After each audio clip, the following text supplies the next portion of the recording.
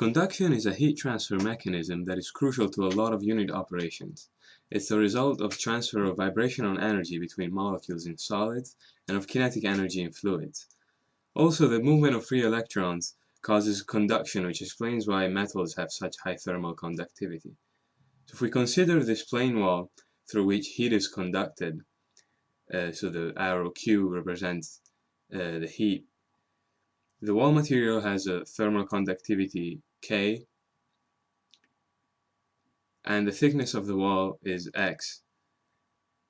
Now, heat transfer is happening because the two sides of the wall have different temperatures.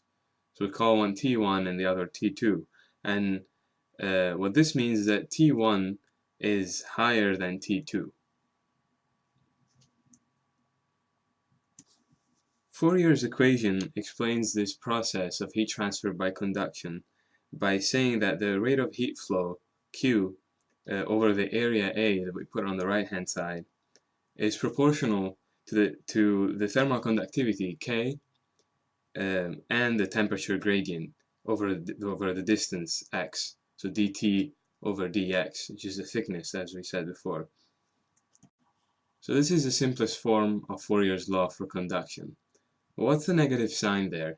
That negative sign is there to take into account that the temperature gradient is in the opposite direction to the flow of heat.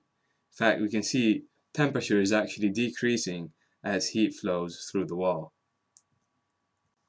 Which means that without that minus value, we always obtain values of heat flow negative. And so we put the minus to obtain positive values for Q. Applying Fourier's law to solve heat transfer problems involves identifying where conduction is actually happening.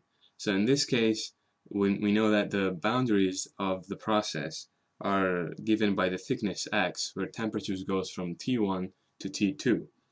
So we'll integrate the equation for thickness X, obtaining that Q equals K times A over that delta T with a negative sign in, which then becomes T1 minus T2 over X. Often this equation is rearranged, bringing the thermal conductivity K to the denominator.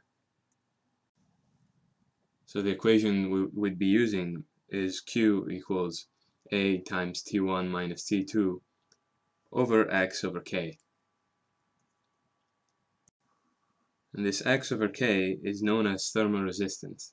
It's a term that can often be found in problems specified as thermal resistance. Often the geometry of the system is not planar, and the Fourier's law that we just looked at needs some adapting. For example, if you consider a tube, a thick-walled tube with temperatures inside and outside held constant, that would look something like this, where we see the section of the tube, and the radii would be R1 and R2. The temperatures would be T1 inside the tube or T2 outside, which would give us the direction of heat from T1 to T2, given that T1, as we said before, is higher than T2. This type of geometries are better represented by polar coordinates as opposed to x and y. Therefore, the temperature gradient that we looked at before, dt over dx, becomes dt over dr.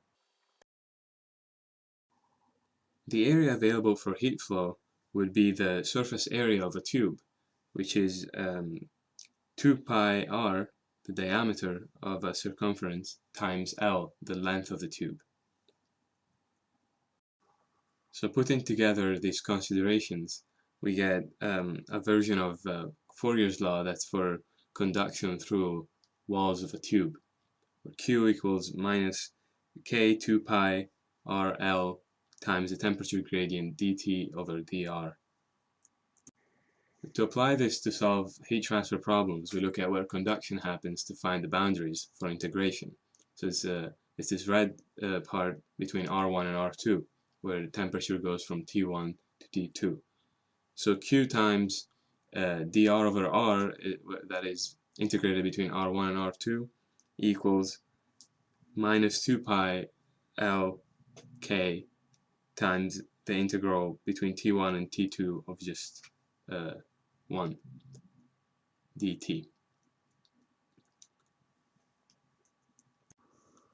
And performing these integrals gives us an equation of Q being equal to 2 pi L K times T1 minus T2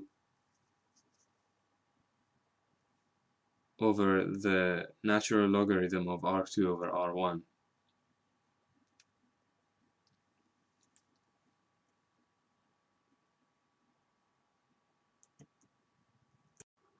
So this is another form of Fourier's law. So this can be done in many different cases for other geometries to derive conduction equations. For example, a geometry where heat flows through the surface area of a sphere. Well, in this case, the area would be 4 pi r squared, meaning that Fourier's law would become Q equals minus K 4 pi r squared times the temperature gradient dt over dr. And similarly as before, the conduction will be happening between R1 and R2. Therefore, the integration is between R1 and R2 where the temperature goes from T1 to T2. And in this case, the integrals will be of 1 over r squared between R1 and R2 times Q being equal to minus 4 pi K times dt between T1 and T2. So the integral of 1 over r squared is minus 1 over r, giving us a final equation being Q equals 4 pi K times T1 minus T2, and that's over 1 over R1 minus 1 over R2. And this is Fourier's law for heat conduction in a spherical geometry.